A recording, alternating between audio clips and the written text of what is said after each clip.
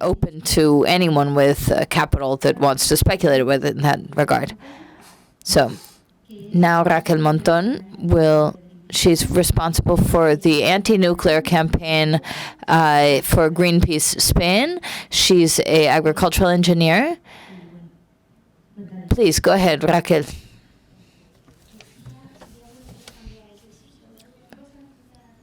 I don't have a formal presentation. So coming and going has prevented me from having a formal visual presentation. So thank you very much for being here and for coming to join me with the information.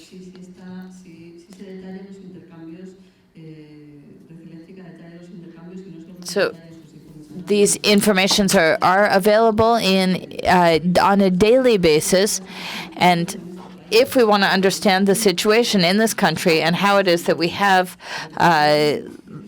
electric light, right now the seven nuclear reactors, others are, four of them are in operation. The other three are being recharged or reloaded. They're currently stopped.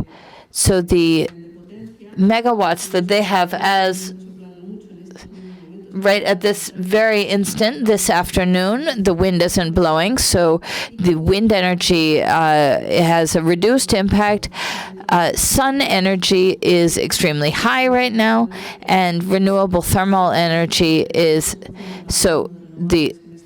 at this current instant, some 39% is coming in. Coal is symbolic, is very minimal today. We wish it were minimal all the time. At this time of the afternoon, the majority market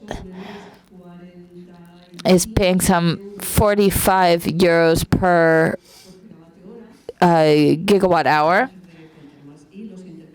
And the exchanges in this particular moment are negative. That is, we are exporting energy. Sometimes there are only symbolic amounts. But from Greenpeace, we do believe that a world of centralized, we look towards a hopeful future in which energy generation is more distributed, but we understand that at the moment we need to maintain the centralized network. The problem is the market. As to your question of who's keeping all of the profits, the profits are going to those who are producing the energy, but there are also sales agents and brokers who are also reaping part of the benefits generated, the profits generated by the purchase and sale of energy. So principally, they can be outside agents, but they're principally in the hands of the major energy companies. There's a very key question, which is demand. When there's less demand, okay, nuclear reactors raise and lower their prices. Like she explained very clearly, the prices work through this auctioning system. I'm talking about the mainstream market. Irrespective of the initial price, I'm sorry, I love data and I love telephone applications, so I just ate up part of my presentation just explaining what you can access in real time in terms of data. So I want to look at the 5 elements that we're looking at with respect to the nuclear setup in Spain. The situation is this. 1, we are facing a situation in which we have an aging nuclear system. It's got an average 33-year, I'm sorry, I speak very fast. The licenses that are present, the authorizations currently in force are going to expire shortly, and we have to look at closure sooner or later of these individual energy plants. in their current accords, they established that they will be closed between 35 and 27 and 35. This is not as optimistic as some of us might have wished, but it's certainly better or sooner than many of us expected. We were looking at an unlimited or a 70-year renewal of these licenses, and now it's clearly that not going to happen. The license holders, who are these two principal companies, they have to come to an agreement. They can't be just the majorities of the stocks hold in each of the associations that manage these nuclear houses. They need to come to a full agreement, which is both a problem and an advantage. This is one of the situations that we face. Those both large stockholders have been in an open war. It is an open war, even though right now at the moment they have a temporary accord, but I'm convinced that they'll break that accord at any moment, depending upon their interests. We have problems derived from the aging of our nuclear installations. Two different kinds of problems. First, because the pieces can't be replaced. The base of the reactor, if you change it, you've changed the whole plant. There are other pieces that can be updated, that can be improved, but if it had a maximum standard of security when it was constructed, much as you may attempt to improve it, you will at the very most maintain its original security levels. You will never improve them, because each addition has the risk of generating additional problems. So another big problem in terms of describing the three situations in which we find ourselves is how to manage the dismantlement. Dismantling three at the same time is very complicated. The company responsible for dismantling them, called Enresa, doesn't have the money to dismantle them. It didn't compile the money that it would need in order to manage the dismantlement of its installations and the storage of its nuclear waste. What we confront, or what I propose to discuss, are 5 lines of thinking. The first is changing what we've been talking about here, the system of the electric market. It urgently needs a reform that avoids the kinds of distortions that Marisa has been describing. It's essential that among the renewable sources, these can greatly reduce the cost of electricity. Among these, these are 5 essential points, but there's a lot more that we can discuss about this reform of the electric market. We need to look at them according to their capacity. We have to see, is there sufficient energy in order to, if it's not necessary to pay for capacity. We've paid 80 billion euros for power that we're not actually using. We have to eliminate something that's really terrible, which are the profits that fall from the sky, as Marisa described them. There are certain installations that have been paid for and continue to earn beyond the costs of production, and that can't be drawn from the pockets of citizens, especially not the most vulnerable citizens. Social participation is necessary, and it's a right of all citizens.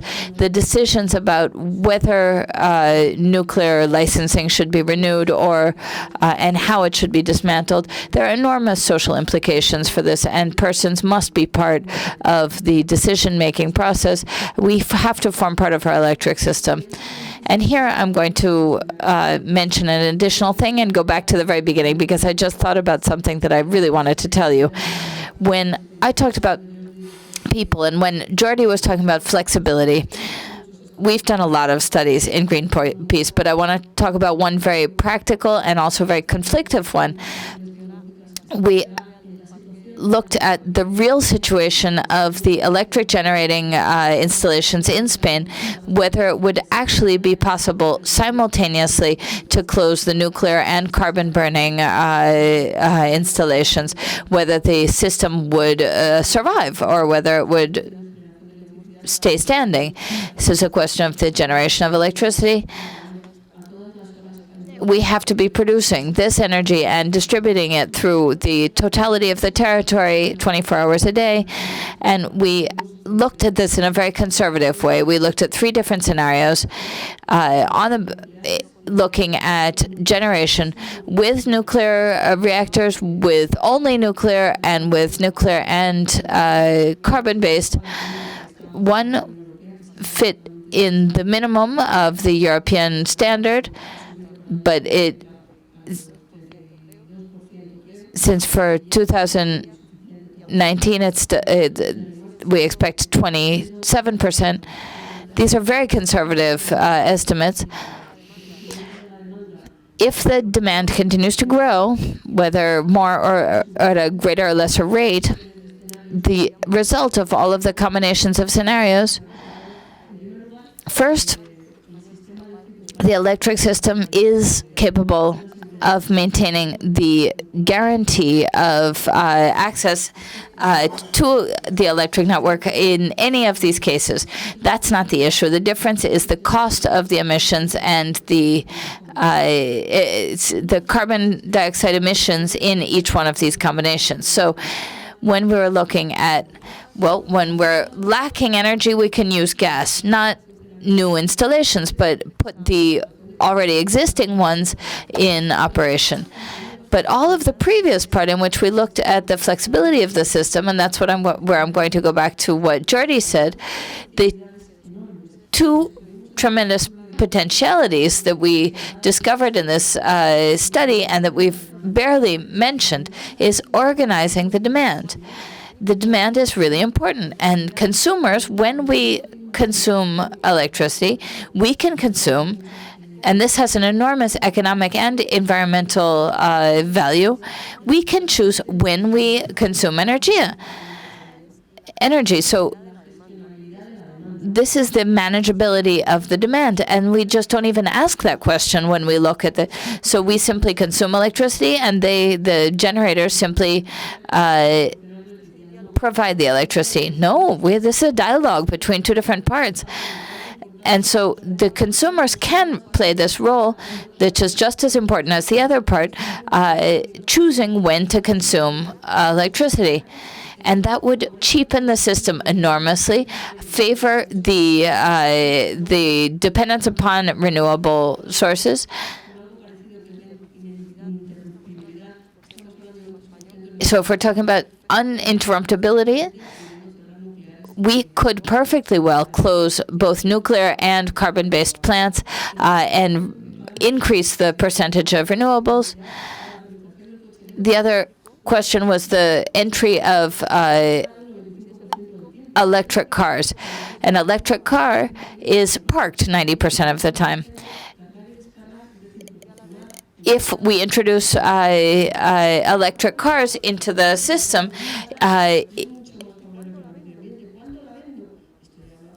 store energy in their batteries, remain plugged in, store energy in their batteries when they're resting, and then with intelligent batteries, they could empty and fill their batteries in a function of the demand in the network. So we have 20 million vehicles in our streets. We're talking about 500,000 of electric cars, which is nothing compared to the 20 million that are currently circulating of gasoline cars, but that already allows us to create a system in which we could immediately close nuclear and carbon power plants flexibilizing the demand and the storage of energy.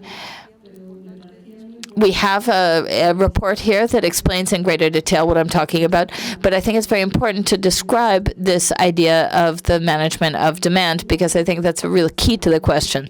So I will continue talking until you give me the little paper that says I only have 5 more minutes. So I'll move on to the second point, in which I wanted to talk about social participation in closure.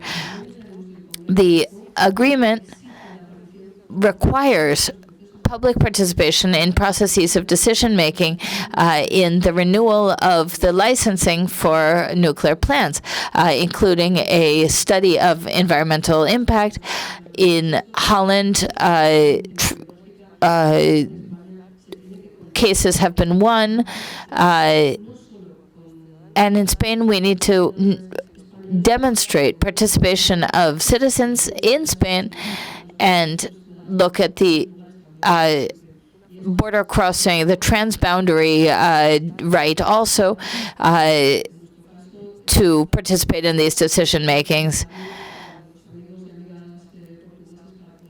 We work together with our colleagues in Portugal in order to have these dialogues together. The third point that is very key and important when we talk about nuclear dismantling is the local economy and employment. In many areas, the nuclear monoculture is what is giving work to a lot of people. It's work that's, on the one hand, very specialized and also very masculinized. We talk about work, but it's very important to talk about what kind of work are we talking about and who's employed in that kind of work. These kind of technologies give work principally to men.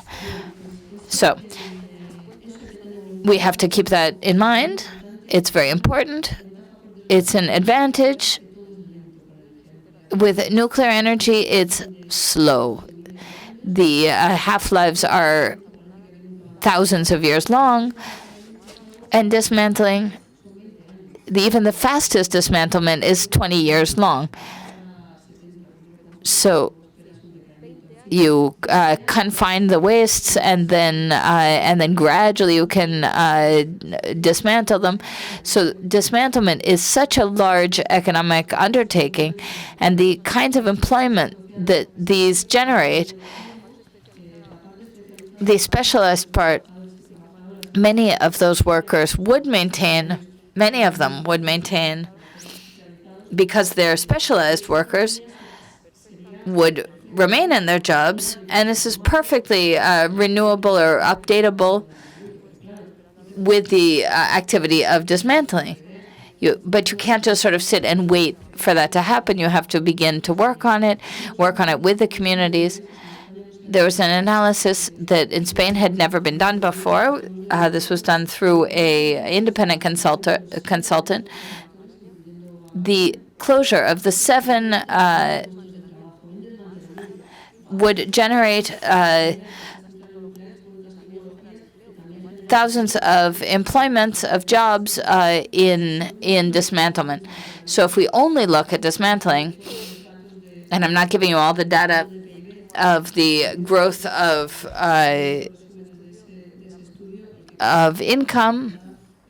If you want to, I'm happy to share these reports with you that provide a lot more detail. But really, nuclear closure is an economic opportunity and a local opportunity in terms of employment in many of these areas. Also, the carbon dioxide emissions, it's obvious that we need to reduce them.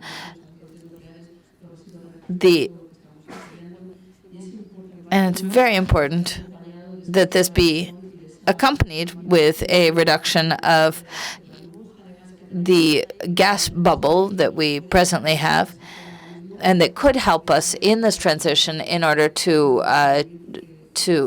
help us in the transition, but cannot be an ongoing or continued dependency. We have to reach 2050 with a global energy system with zero emissions that's completely different. So gas only has a few more minutes in the sun. So the costs, we were previously talking about the legal aspects. Just now we were in a talk about the legal aspects of nuclear questions. And when we talk about costs, there are many different costs.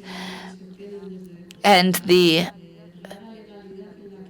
benefits obtained through this strange legal structure surrounding nuclear, the principal costs have to do with nuclear waste, because in Spain we need to figure out right now the plan for the management of radioactive waste, because the former plan expired and we haven't yet undertaken a new one. We are the country in the European Union with the least resources for organizing our nuclear dismantling process. So in terms of percentages, our problem is much greater than, and the operating companies must pay for it. This can't be something that the citizens have to absorb, much less shifting these costs into the future. The electric power, for better or for worse, produced by these companies, we have consumed, creating fantastic profits, and the dismantling has to come from those profits, not pass it along as a debt to be dealt with by our children and grandchildren. So these are some of the lines that we need to look at. Of course, the central priority is nuclear safety. And if we need to highlight something, there's been a deterioration of all the material in terms of its security guarantees. And the Garoña plant has been preserved, but in order to maintain it, there's been a deterioration of the legal and regulatory framework applied to it.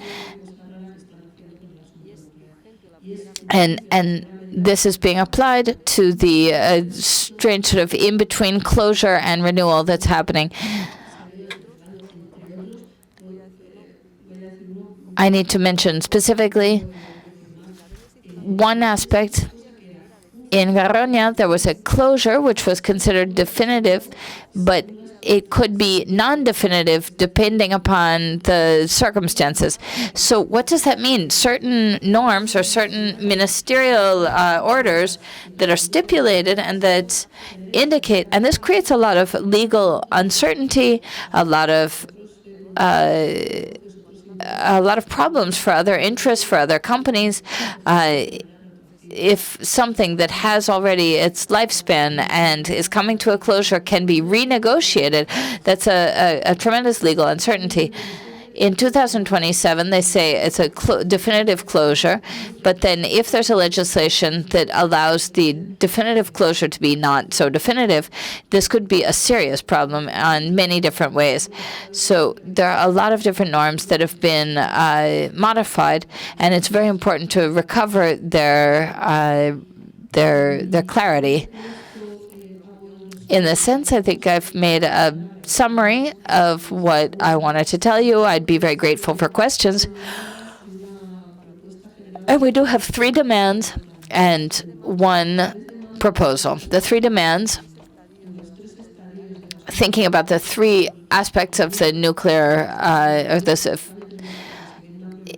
in terms of mining, we need to prohibit firmly uranium mining. All of the villages in Extremadura and Salamanca that are looking at being subjected to mining, they deserve a guarantee, and the future law of climate change and energy transition. We've prohibited fracking. We're prohibiting the prospecting for petroleum, and we must also prohibit uranium mining. And then no more licensing for nuclear plants. It's perfectly viable to close them in 2024. The study that was carried out by the Energy and Climate Plan isn't very different from the one Greenpeace carried out.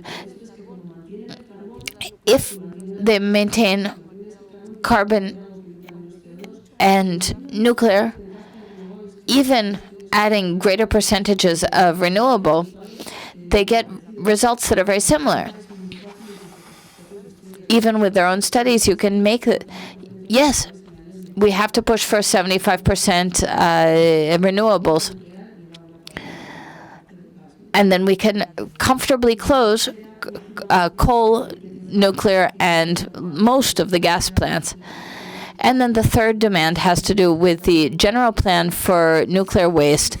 The company that has received the profits from the energy generation